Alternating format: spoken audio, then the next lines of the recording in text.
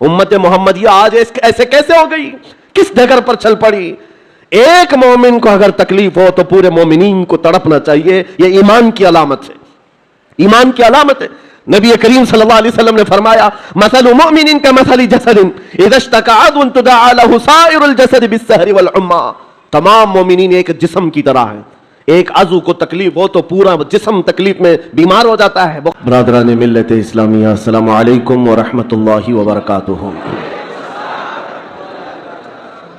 अल्हम्दुलिल्लाह अल्हम्दुलिल्लाहिल हन्नानिल मन्नान अल्लज़ी खलक़ल इंसाना व अल्लमहुल बयान वस्सलातु वस्सलामु अला रसूलिही सय्यिदिल इंसी वल जान व अला आलिही व अस्हाबिही ज़विल खैरि वल इहसान, अम्मा बअद। फ़अऊज़ु बिल्लाहि मिनश शैतानिर रजीम, बिस्मिल्लाहिर रहमानिर रहीम। फ़अम्मा ज़बदु फ़यज़हबु जुफ़ाअ व अम्मा मा यनफ़उन नास फ़यमकुथु फ़िल अर्ज़ कज़ालिक यज़रिबुल्लाहुल अम्साल। सदक़ल्लाहु मौलाना अज़ीम। बारगाह रिसालत मुआब सल्लल्लाहु तआला अलैहि वसल्लम में दुरूद पाक का हदिया पेश करें।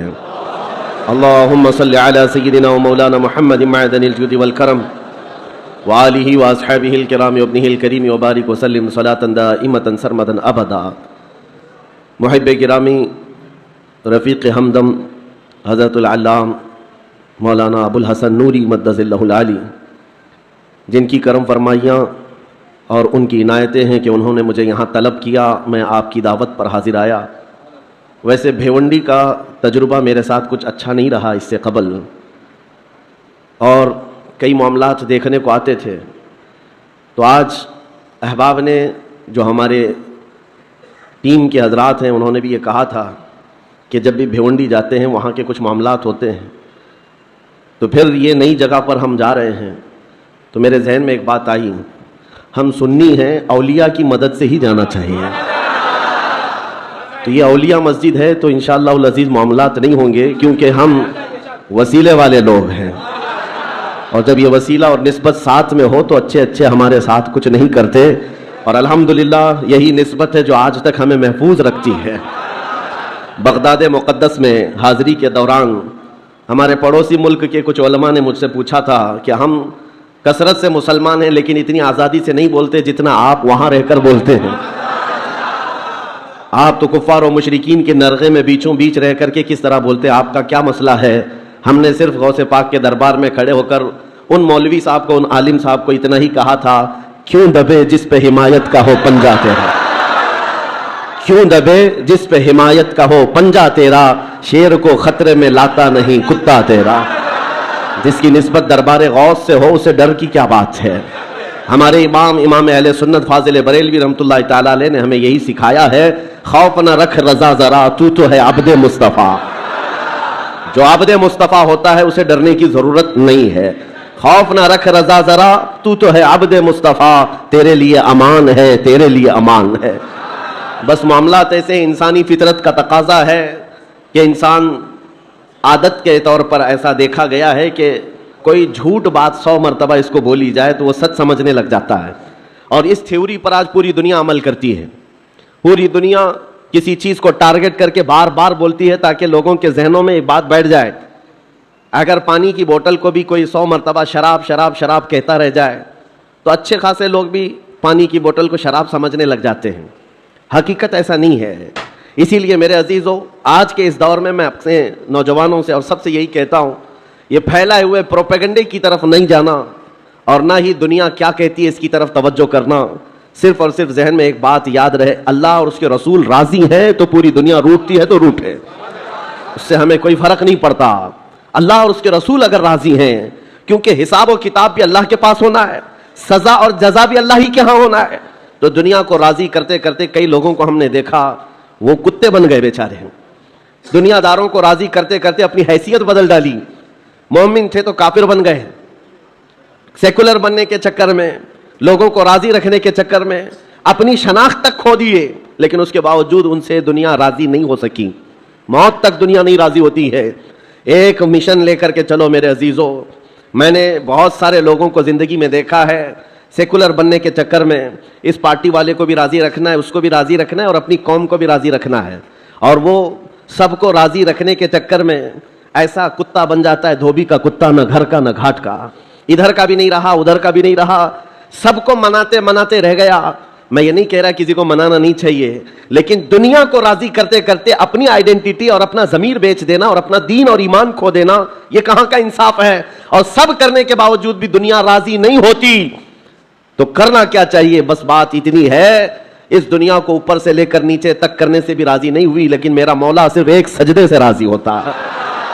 میرے مصطفیٰ کریم صلی اللہ علیہ وسلم صرف ایک پکار پر راضی ہوتے ہیں. تو پھر کیوں نہ ان درباروں میں ہم اپنے آپ کو بیچ دیں جہاں جلدی سے جواب آتا ہے. یہی ہماری زندگی کا مشن ہو. نوجوانوں, آج مجھے جو بات عرض کرنی تھی وہ یہ ہے, قرآن نے یہ کہا ہے کہ جو جھاگ ہے وہ اڑ کر چلا جائے گا. جھاگ سمجھتے ہوں گے, جھاگ سمندر کے اوپر جو کف ہوتا ہے, یا کسی بالٹی میں آپ پانی ڈال کر سرف ڈال کر ہاتھ گھمائیں تو جو کف آتا ہے یہ جھاگ ہے, اور اس کی کوئی ویلیو نہیں ہوتی, ہوا آئی تو اڑ جاتا ہے. قرآن کہتا ہے یہ جھاگ جو ہے یہ اڑ کر چلا جائے گا. وَأَمَّا مَا يَنْفَعُ النَّاسِ, اور جو لوگوں کو نفع دینے والا ہے وہ ہمیشہ زمین میں برقرار رہے گا. اور نبی کریم صلی اللہ علیہ وسلم کی حدیث میں بھی یہ جھاگ کا لفظ ملتا ہے. کس لیے میں عرض کر رہا ہوں آپ کو بتاتا ہوں. یوشک ان تداعى علیکم الامم کما تداعى الاکلۃ الی قصعتها. حضور پاک صلی اللہ علیہ وسلم فرماتے ہیں ایک زمانہ تم پر ایسا آئے گا کہ ساری قومیں تم پر ایسے جھپٹ پڑیں گی جیسے بھوکا برتن پہ جھپٹتا ہے. سارے لوگوں کا ٹارگٹ تم ہی رہو گے. وہ زمانہ آج ہے, ہر ایک کا نشانہ ہم ہی تو بنے ہوئے. آج یہودیوں کا ٹارگٹ بھی ہم ہی ہیں, عیسائیوں کا ٹارگٹ بھی ہم ہی ہیں, چاہے وہ کفار و مشرکین ہو, ہمارے یہاں کے سب کا ٹارگٹ ایک ہی ہے, اسلام اور مسلمان. اور حضور نے فرمایا تھا یہ ایک زمانہ ایسا آئے گا. تو صحابہ نے پوچھا تھا اس وقت, یومئذ نحن من قلۃ یا رسول اللہ, اے اللہ کے رسول کیا اس زمانے میں ہماری تعداد بہت کم ہوگی؟ نبی پاک صلی اللہ علیہ وسلم فرماتے ہیں وَلَكِنَّكُمْ كَثِيرُونَ غُثَاءً كَغُثَاءِ الْبَحْرِ, نہیں تمہاری تعداد تو بہت زیادہ ہوگی لیکن تمہاری حیثیت سمندر کے جھاگ کی طرح ہوگی, سمندر کے جھاگ کی طرح. اب یہ جھاگ کا لفظ آیا, جھاگ اس کو کہتے ہیں جس کی اپنی پیورٹی نہیں ہوتی, ویلیو نہیں ہے, اس کا زمین میں قرار نہیں ہے, وہ موسم سے بنا اور موسم میں اڑ گیا, ہوا سے نکل گیا. اور یہ آج کثیر تعداد کو دیکھ کر کے اندازہ ہو رہا ہے یہ جھاگ ہے, ورنہ پوری دنیا میں آج 100 کروڑ سے زیادہ مسلمانوں کی تعداد, آپ کو اندازہ ہے 1 ارب سے زیادہ کی تعداد مسلمانوں کی ہے.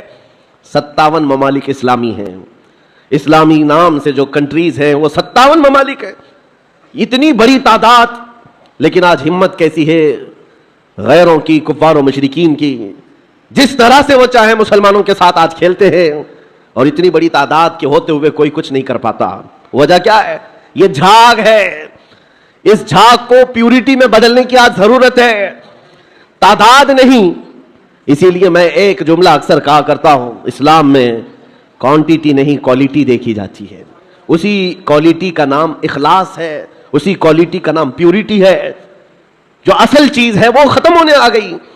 آپ کو اندازہ ہے ایک وہ دور ہے جب رسول کریم صلی اللہ تعالی علیہ وسلم کے ساتھ صرف 1200 صحابہ ہیں, اور آپ کا ایک قاصد, حضور پاک کے ایک سفیر جو تبوک کے مقام پر جا رہے تھے. جو جنگ تبوک لڑی گئی ہے اس کی وجہ میں بتا رہا ہوں. نبی پاک صلی اللہ علیہ وسلم کے ایک سفیر اردن, جو آج کا جارڈن کہلاتا ہے, اس جگہ کی طرف رواں تھے. بیچ راستے میں ایک عیسائی گورنر نے پکڑ کر کے حضور کے اس صحابی کے ساتھ بدتمیزی کی اور ان کو دردناک انداز میں قتل کر دیا, بے دردی کے ساتھ شہید کر دیا. ایک سفیر, ایک صحابی کا قتل ہوا. خبر پہنچی مدینہ طیبہ میں, تو کیا اس کو عام طور پر لے لیا جائے گا؟ نبی پاک صلی اللہ علیہ وسلم کا ایک سفیر قتل ہو گیا, ایک صحابی قتل ہو گئے. نہیں میرے عزیزوں, پورے مدینے میں ایسی ہوا پھیلی. دوسری صبح تھی, سارے مدینے کے ہر گھر سے نوجوان, ہر گھر سے سب باہر آئے اور نبی پاک صلی اللہ علیہ وسلم کے سامنے صفیں لگا کر کھڑے ہیں. آقا اجازت عطا فرمائے, آپ کے ترجمان اور آپ کے سفیر کے ساتھ جس نے کیا ہے, ہم اس کے پورے ملک کو الٹ کر کے آ سکتے ہیں, اس کی سلطنت کو ختم کر کے آ سکتے ہیں. نبی پاک صلی اللہ تعالی علیہ وسلم نے صحابہ کی صفیں لگائی اور اجازت دیا, خود بھی چل کر کے گئے. آپ تاریخ پڑھ کر کے دیکھنا جنگ تبوک کی وجہ کیا تھی. حضور اکرم صلی اللہ علیہ وسلم نکلے, 1000 اور کچھ صحابہ تھے, لیکن جیسے ہی ان کا روب و جلال دیکھا, وہ جو سلطنت تھی بیزنطینی, اور اس وقت ابھی نبی پاک صلی اللہ تعالی علیہ وسلم قریب پہنچے بھی نہیں تھے کہ یہ جنگ چھڑ گئی. اور اس کے بعد ایسی جنگ ہوئی تھی, تاریخ شاہد ہے نہ وہ گورنر باقی رہا, نہ وہ سلطان باقی رہا, نہ اس کی فوج باقی رہی. پھر صحابہ نے پرچم اسلام لہرا دیا. جس نے سلطنت اسلام کے خلاف انگلی بھی اٹھائی ہے, صحابہ کا ایک جم غفیر نکلا تھا. وہ ان کا احساس تھا, وہ ان کی پیورٹی تھی. جنگ بدر میں جب جا رہے تھے, پہلی جنگ تھی, صحابہ کے ساتھ حضور جا رہے تھے. پتہ ہے مدینہ طیبہ سے بدر کا میدان 160 کلومیٹر ہے, تقریباً 160-180 کلومیٹر کے قریب پیدل چل کر کے گئے تھے. اور وہاں جانے کے بعد جو صحابہ ہیں ان کو حضور پاک نے ایک خطاب کیا تھا رات کو کہ اگر تم میں سے کسی کو مدینہ واپس جانا ہے تو چلے جاؤ. سختیاں بڑھ گئی, 1000 سے زیادہ کافر آ گئے, ہتھیار جنگ سب لے کر کے. تو صحابہ کیا کہتے ہیں جانتے ہیں؟ رات میں کھڑے ہو کر انصار صحابہ یہ کہتے ہیں, یا رسول اللہ ہم بنی اسرائیل نہیں ہیں, بنی اسرائیل نہیں ہیں جنہوں نے موسیٰ علیہ السلام سے کہا تھا آپ جائیے اور آپ کا خدا اور آپ مل کر کے لڑیں, ہم امت محمدیہ ہیں. یا رسول اللہ آپ تو بدر تک لائے ہیں جو 160 کلومیٹر کا سفر ہے, اگر میرے آقا آپ 1000 کلومیٹر دور یمن تک بھی لے جاتے ہم میں سے کوئی پلٹ کر کے نہیں دیکھتا, آپ کے ساتھ چلتے. یہ صحابہ کا جو احساس تھا نبی پاک صلی اللہ تعالی علیہ وسلم کے ساتھ چلنے کا, وہ اسلام کو ایسا مضبوط بنایا ہوا تھا کہ کسی کو آنکھ اٹھا کر دیکھنے میں 1000 بار سوچنا پڑتا تھا, سوچنا پڑتا. ڈیفنس جو مضبوط ہوتا ہے وہ ہمارے اتحاد سے اور ہمارے احساس سے, تعداد سے نہیں, تعداد سے نہیں. آج بھی بہت سارے لوگوں کے پاس تعداد ہے لیکن وہ تعداد معنی نہیں رکھتی. قرآن پاک میں اللہ تعالیٰ نے فرمایا ہے ان یکم منکم 20 صابرون یغلبوا 200, اگر تم میں 20 لوگ صبر والے ہو جائیں اللہ فرماتا ہے میں 200 پر انہیں غالب کروں گا. قرآن کا فرمان جھوٹا نہیں ہے, قرآن کا فرمان غلط نہیں ہو سکتا. بس وہ قوم کہاں ہے جن کے اندر پیورٹی تھی, اخلاص تھا, جو حساس تھے. آج دل درد کرتا ہے جب فلسطین کے بچوں کی شہادت دیکھتے ہیں. آج 5000 سے زیادہ صرف چھوٹے بچے قتل کیے گئے. ان کا قصور کیا تھا؟ بن کھلے مرجھا گئے. ان کلیوں کا کیا کہنا ہے جو دنیا کی ابھی رانائیاں دیکھے تک نہیں ہیں؟ ان بچوں کی شہادتوں پر دنیا آج خاموش تماشائی ہے. میرے عزیزوں, کفار و مشرکین, یورپ کے یہ سارے فسادی, امریکہ جیسے جتنے دادا گیری کرنے والے لوگ ہیں, ان کا تو مذہب ہی ہے, لیکن مسلمانوں کو کون سا سانپ سونگ گیا جو ان نہتے تڑپتے بچوں کو دیکھ کر کے ابھی بھی مست ہیں, اپنے عیش میں جی رہے. آج بھی اپنی زندگیوں میں کوئی فرق نہیں آتا. کبھی آپ نے دیکھا, آج بھی جاؤ شادیوں میں, اپنے محلوں میں بے حساب کھانا لٹا دیا جاتا ہے, نالیوں میں پھینکا جاتا ہے. پھر یہ کھانا گرا ہوا ہم دیکھتے ہیں اور ان بچوں کو ایک روٹی کے لیے تڑپتا ہوا دیکھتے ہیں تو دل پر آری چلتی ہے, سینہ کلیجہ منہ کو آتا ہے. امت محمدیہ آج ایسے کیسے ہو گئی, کس ڈگر پر چل پڑی؟ ایک مومن کو اگر تکلیف ہو تو پورے مومنین کو تڑپنا چاہیے. یہ ایمان کی علامت ہے, ایمان کی علامت ہے. نبی کریم صلی اللہ علیہ وسلم نے فرمایا مثل مؤمن کمثل جسد اذا اشتكى عضو تداعى له سائر الجسد بالسهر والحمى. تمام مومنین ایک جسم کی طرح ہیں. ایک عضو کو تکلیف ہو تو پورا جسم تکلیف میں بیمار ہو جاتا ہے, بخار زدہ ہو جاتا ہے. آج نہ ان کی عیاشیوں پر کچھ فرق آیا, دبئی والے, سعودی والے, بحرین والے, قطر والے, ان سب کی عیاشیوں پر کوئی فرق نہیں پڑا. یہ اللہ کے عذاب کے آنے کی علامات بھی ہیں. میرے عزیزو, اندازہ کرو جب کسی کا گھر جل رہا ہے پڑوس میں تو یہ سوچ کر خاموش نہیں بیٹھنا میں محفوظ ہوں. اس کی ایک چنگاری تمہارے گھر کو جلانے کے لیے کافی ہے. وہ چنگاری جب اڑ کر آئے کہ ہمارے گھر, ہمارا سارا آشیانہ خاکستر کرے گی. آج میں اس لیے عرض کر رہا ہوں, احساس اگر نہیں ہے تو مومن بھی نہیں ہے. احساس. آپ یہ سوچتے ہوں گے ہم فلسطین کے بارے میں, غزہ کے ان نہتے بچوں کے بارے میں تقریر کرتے ہیں, بیان کرتے ہیں, ہم یہاں بیٹھ کر کے کیا کر سکتے ہیں؟ ہر ایک کے ذہن میں یہی بات آتی ہے, ہم نہ جا سکتے ہیں نہ چل سکتے ہیں. ارے مدد بھیجنے والوں کی مدد تک نہیں جاتی, ہم یہاں کیا کریں؟ ایک دولت ہے, ایک دولت ہے, وہی حساس جس کو کہتے ہیں. احساس جس مومن کے دل میں آئے تمہیں اندازہ نہیں, عرش الہی کو ہلا دیتی ہے, عرش الہی کو ہلا دیتی ہے مومن کا احساس کا درد. آپ یہاں بیٹھ کر کے اگر وہ احساس کرتے, آپ کو اندازہ ہے ہمیں احساس ہی تو اسلام نے سکھایا ہے. نبی کریم صلی اللہ تعالیٰ علیہ وسلم کی اس امت میں اگر احساس نہیں, جہاں صحابہ کو حضور نے یہ تعلیم دیا تھا. آپ کو پتہ ہے مدینہ طیبہ میں ایک مہمان آئے حضور کی بارگاہ میں, حضور کی بارگاہ میں ایک مہمان ہے اور نبی پاک صلی اللہ تعالیٰ علیہ وسلم کے گھر فاقہ ہے. حضور نے صحابہ سے کہا کوئی ہے جو میرے مہمان کی مہمان نوازی کرے, اللہ اس کی مہمان نوازی کرے گا. حضرت ابو طلحہ انصاری کھڑے ہوتے ہیں, کہا یا رسول اللہ میں آپ کے مہمان کو لے جاتا ہوں. ان کو خود کو خبر نہیں ہے گھر میں کچھ ہے بھی یا نہیں, مہمان کو لے کر چل پڑے. جب گھر آئے بیوی سے کہا رسول اللہ کے مہمان گھر آئے ہیں. بیوی نے کہا آپ نے پوچھا اوچھا کچھ نہیں, گھر میں صرف ایک آدمی کا کھانا ہے, ایک ہی آدمی کا کھانا ہے, میں ہوں آپ ہیں اور بچے ہیں, 2 بچے ہیں ان کے. بیوی نے یہ کہا تو آپ گھبرائے, کہا ایک آدمی کا کھانا ہے, مہمان گھر پر آیا ہے. اور خاتون بھی کیسی ہے, صحابیہ ہے, کہتی ہیں گھبرائیے مت, اللہ کے رسول کے مہمان آئے, میں بچوں کو تھپک کر کے سلا دوں گی, میں سلا دوں گی, آج کی رات وہ نہیں کھائیں گے, رسول اللہ کے مہمان گھر پر ہیں. اور اس کے بعد خاتون کہتی ہیں جب میں دسترخوان پر کھانا لا کر کے رکھوں گی, چراغ آپ پھونک کر کے بجھا دینا, اور آپ کھانے جیسی حرکت کرتے رہنا, مہمان کھاتا رہے گا. آپ کھانا نہیں, بس منہ چباتے رہنا اس کے سامنے بیٹھ کر اندھیرے میں, مہمان پیٹ بھر کر کھا لے گا, میں اور آپ ایسے ہی صبر کر لیں گے, اللہ کے رسول کے مہمان کو تو کھلائیں گے. یہ صحابہ کا تھا معاشرہ. مہمان کو دسترخوان پر بٹھایا, بچوں کو تھپک کر سلایا. جب کھانے کا وقت آیا تو آپ نے چراغ گل کر دیا اور کھانا رکھا, مہمان سے کہا کھاؤ. مہمان نے کہا آپ بھی کھائیے, کہا ہم بھی کھا رہے ہیں.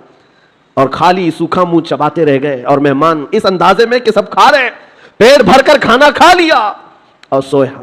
صبح اٹھنے سے پہلے جبرائیل امین حضور کی بارگاہ میں آئے, کہا یا رسول اللہ صلی اللہ علیہ وسلم, آپ کے مہمان کے ساتھ آپ کے صحابی نے جو سلوک کیا ہے, پورے آسمان کے ملائکہ میں اس کا چرچا چل رہا ہے, اس کا چرچا فرشتوں کے درمیان چل رہا ہے. یہ تھا میرے نبی کا معاشرہ, احساس, کسی ایک کے لیے اپنا پورا نچھاور کر دینا. جنگ موتا کے درمیان ایک پانی کی کھٹوری پر 3 لوگوں نے جان دے دی تھی. یہ بھی واقعات مشہور ہیں. ایک بکری کے گوشت کا بھنا ہوا سرا کسی کے گھر میں آ جائے, صحابی اپنے پڑوس میں بھیجتے رہے, اور وہ پورے مدینے میں گھومتا تھا. ہر صحابی یہ خیال کرتا شاید میرا پڑوسی بھوکا ہے. یہ معاشرہ میرے نبی کا بنایا ہوا تھا. آپ کو پتا ہے حضرت عمر فاروق رضی اللہ تعالیٰ عنہ کا دور ہے, جب آپ رات کے وقت تنہا نکل پڑتے تھے اپنے خادم کے ساتھ مدینے کے حالات کو معلوم کرنے کے لیے. اپنے ایک خادم کے ساتھ کہیں سے گزر رہے تھے, ایک گھر سے کراہنے کی آواز آئی, ایک عورت کے رونے کی آواز آئی, رک گئے. اور آپ کے چہرے پر نقاب پڑا رہتا تھا, امامہ شریف اور نقاب جس طرح سے عربوں کا رواج ہوتا. اس گھر کے باہر کھڑے رہے, کھٹکھٹایا تو ایک شوہر, اس کا شوہر باہر آیا, پوچھا کیا بات ہے. مرد نے کہا میری بیوی کے ولادت کا وقت قریب آ گیا ہے, حاملہ تھی, بچہ پیدا ہونے کا وقت قریب آ گیا ہے, اور وہ درد ذہ سے تڑپ رہی ہے, لیکن دیکھنے کے لیے عورت کوئی نہیں ہے, کوئی عورت قریب میں نہیں ہے. خلیفۃ المسلمین ہے وقت کا, جس کے نام سے قیصر و کسریٰ کانپتے ہیں. دوڑ کر اپنے گھر گئے, اپنی بیوی اور اپنی بہو کو بھیجا, تو جاؤ فلاں گھر میں ایک بچی کی ولادت, ایک عورت درد ذہ میں ہے, بچے کی ولادت ہونے والی ہے. رات بھر امیر المومنین اپنی عورت اور اپنی بہو کو اس گھر پر بھیجتے ہیں, اور خود آ کر کے باہر انتظار کرتے بیٹھے ہوئے, اس کے شوہر کے ساتھ باتیں کر رہے ہیں, اور گھر سے کچھ کھانا پکا کر لا رہے ہیں, اور وہ مزے سے کھاتا رہا ہے. نہ اس شوہر کو معلوم ہے, نہ اس کی بیوی کو معلوم ہے کہ ان کے گھر کی یہ عیادت کرنے والا وقت کا خلیفہ ہے, کسی کو نہیں معلوم. صبح بچے کی ولادت ہو گئی, اور اس کے بعد حضرت عمر ایسی خوشیاں بانٹ رہے ہیں جیسے لگتا ہے ان کے گھر میں بچے کی ولادت ہوئی. اور جب آپ نے مبارکبادیاں دی اور گھر واپس چلے گئے, تو بعد میں محلے والوں نے کہا رات بھر تیرے گھر میں جو عورتیں تیمارداری کر رہی تھی وہ کوئی اور نہیں, امیر المومنین کی بیوی تھی, امیر المومنین کی بہو تھی. یہ احساس تھا, ایک عورت کے درد کی آواز آئے تو خلیفہ بے چین ہو جاتا. آج فلسطین سے اٹھنے والی آوازوں سے کسی کی نیند پر فرق نہیں پڑتا, کسی کی نیند خراب نہیں ہوتی.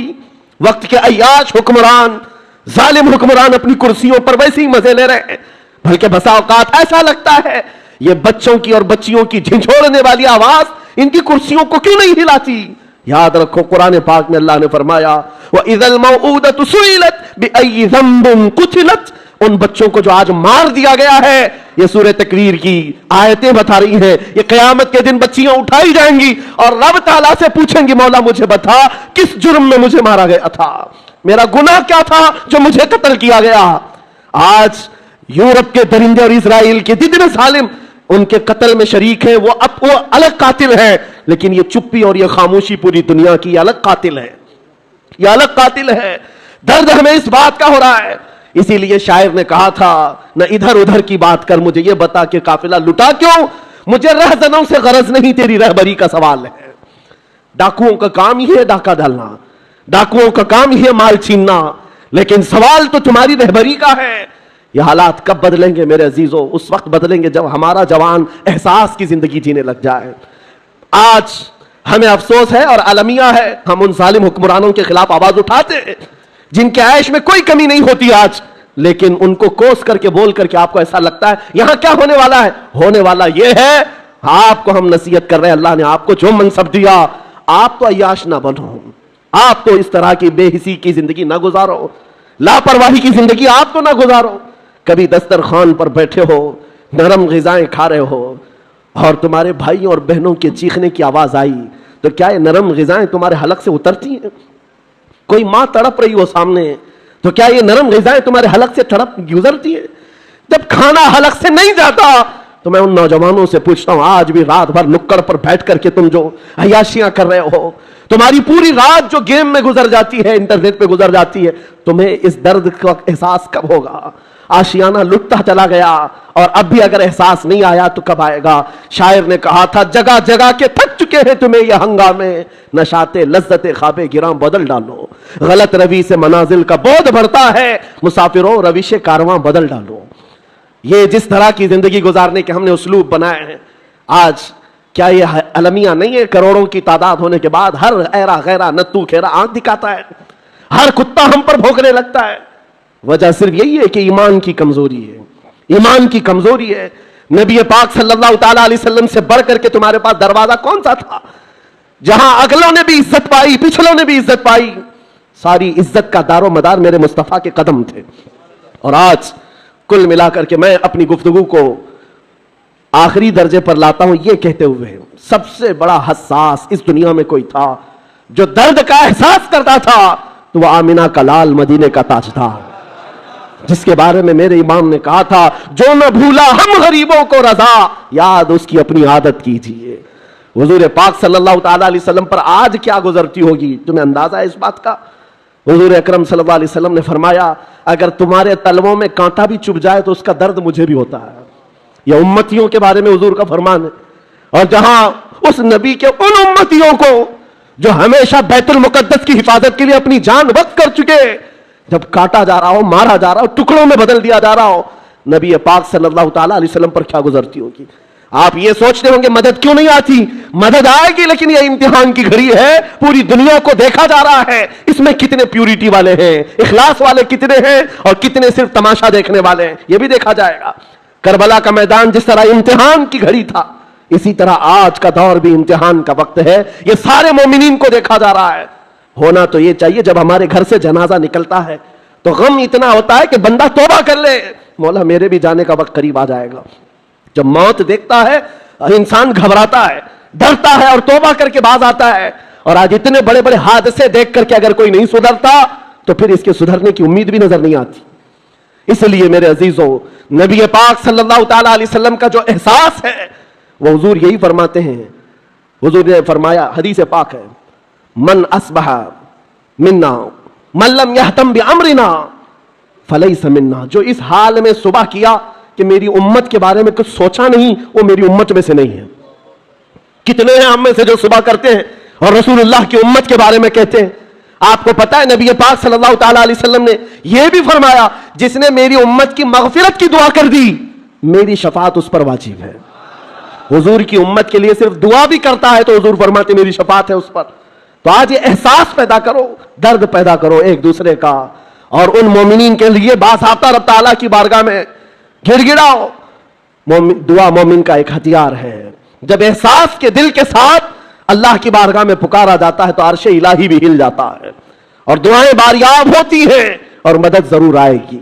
عزیزان گرامی وقار، نبی کریم صلی اللہ تعالیٰ علیہ وسلم کے اس دربار سے ہماری دوری یا آج ہمارے درمیان انتشار پیدا کی ہوئی ہے. ہم جو بھٹکے ہوئے ہیں، بگڑے ہوئے ہیں، جگہ جگہ الگ الگ جماعتوں میں ٹکڑوں میں تبدیل ہیں، ایک ہی وجہ ہے، جس رسی کو ہمیشہ پکڑنے کے لیے کہا گیا تھا وہ رسی ہاتھ سے چھوٹتی ہے تو پھر نہ تمہارا نگہبان تمہیں نظر آتا ہے، نہ تمہاری جماعت کا تمہارا کوئی شناخت تمہاری باقی رہ جاتی ہے. اس لیے جس رسی کو پکڑنے کے لیے کہا گیا ہے وہ رسی کوئی اور نہیں، وہ رسول اللہ کی ناموس کی، ان کی عزت کی، ان کی سنتوں کی رسی ہے. آ جاؤ اے نوجوانوں، عزت وہی پر ہے. قرآن کہتا ہے وَلِلَّهِ الْعِزَّةُ وَلِرَسُولِهِ وَلِلْمُؤْمِنِينَ، عزت تو اللہ کے لیے ہے، عزت تو رسول کے لیے ہے اور عزت ایمان والوں والوں کے لیے ہے, اور نبی پاک صلی اللہ علیہ وسلم کو چھوڑ کر کے اگر تم عزت ڈھونڈتے ہو ہرگز ممکن نہیں. آبرو معز نام مصطفیٰ, ہم سب کی عزت و آبرو نبی کے نام سے وابستہ ہے. آج تو آج ہے, یہ سب پکارنا چھوڑ دو دنیا کو. دنیا بہری ہے, گونگی ہے, تمہاری بات نہ ان کے کانوں میں جاتی ہے نہ دلوں پر اترتی ہے. یہ مدد کی دعائیاں دینا بند کر دو, اس دنیا کو پکارنا چھوڑ دو, اس لیے کہ ہمارا عقیدہ یہ ہے یہاں پر بھی اور آخرت میں بھی ہمارا اگر کوئی نگہبان اور پاسبان ہے وہ محمد الرسول اللہ ہے. میرے آقا صلی اللہ علیہ وسلم سے ایک صحابی نے پوچھا, یا رسول اللہ حشر کے میدان میں آپ کی کیفیت کیا ہوگی؟ یہ سنو تو دل باغ باغ ہوتا ہے. اے نوجوانوں توجہ سے, حضور فرماتے ہیں میدان محشر میں ایک ہی کیفیت حضور نے بتائی, اور دیگر بہت سارے ہیں, اس میں ایک کیفیت میرے آقا نے جو فرمایا, فرماتے ہیں میدان محشر میں جہاں دم غفیر ہوگا, پورے انسان جمع ہوں گے, حضور فرماتے ہیں میرے کندھے پر چادر پڑی ہوگی, میرے کندھے پر چادر ہوگی, اور وہ کبھی کبھار کھسک کر گر رہی ہوگی, میں ایک ہاتھ سے اپنی چادر سنبھال رہا ہوں گا اور ایک ہاتھ سے اپنے امتیوں کو پکڑ پکڑ کر جنت میں لے جا رہا ہوں گا. جو نہ بھولا ہم غریبوں کو رضا, یاد اس کی اپنی عادت کیجئے. اس بھرے محشر کے میدان میں ہمیں پہچاننے والا کوئی ہے تو وہ رسول اللہ کی ذات ہے. جب تمہیں پتا ہے نبی پاک صلی اللہ تعالی علیہ وسلم وہاں پر بھی ہمیں نہیں چھوڑنا چاہتے, قبر کے حالات کے بارے میں بھی بزرگوں کی روایتیں پڑھو. بزرگوں کے متعلق یہ کیا آپ نے نہیں پڑھا, ایک مومن صالح جب قبر میں جاتا ہے منکر نکیر کے آنے سے پہلے رسول اللہ تشریف لاتے ہیں اور فرشتوں سے کہتے ہیں ذرا آہستہ سے جگاؤ, بڑا تھک کر کے آیا ہے یہ میرا غلام ہے. تاج الشریعہ نے یہ فرمایا تھا بارگاہ مصطفیٰ میں, یا رسول اللہ میں مروں تو میرے آقا یا ملائکہ سے کہنا اسے کوئی مت جگانا, ابھی آنکھ لگ گئی ہے. تیرے دامن کرم میں جسے نیند آ گئی ہے, جو فنا نہ ہوگی اسے زندگی ملی ہے. یہ عنصر اس لیے میں بتا رہا ہوں, وہ قبر میں بھی ہمارے پاس آنے والے ہیں اور حشر میں بھی آنے والے ہیں. اسی لیے اعلیٰ حضرت کی سنو, اعلیٰ حضرت نے کیا فرمایا, آج لے ان کی پناہ, آج مدد مانگ ان سے, کل نہ مانیں گے قیامت میں اگر مان گیا. انہیں جانا انہیں مانا, نہ رکھا غیر سے کام, للہ الحمد میں دنیا سے مسلمان گیا.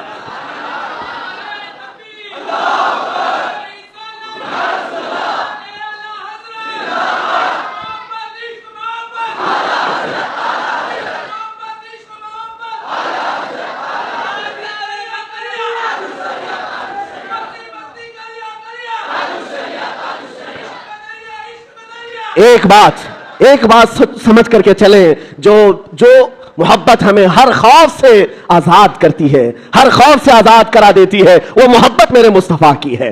آج ہم وہی لے کر کے چلتے ہیں, آگے چلے پیچھے چلے, ادھر جائیں ادھر جائیں, ہزاروں کے مجمع میں ہم بھی چلتے ہیں تنہا, کفار و مشرکین کے نرغے میں بھی ہو, خوف اس بات کا نہیں آتا کہ یہ ادھر سے گردن ماریں گے ادھر سے ماریں گے, اس بات کا ڈر نہیں ہے, اس لیے کہ نبی پاک کا دامن ساتھ میں ہے. جس جگہ بھی زندگی کی شام ہو جائے, ارے ہم تو کفن ساتھ لے کر چلتے ہیں, ہمارا تو عہد یہ ہے زندگی تو یوں بھی کسی دن ختم ہونا ہی ہے, آج یا کل کسی بستر پر پاؤں رگڑ کر مرنے سے تو اچھا ہے نبی کا نام لے کر کے دنیا سے چلے جائے.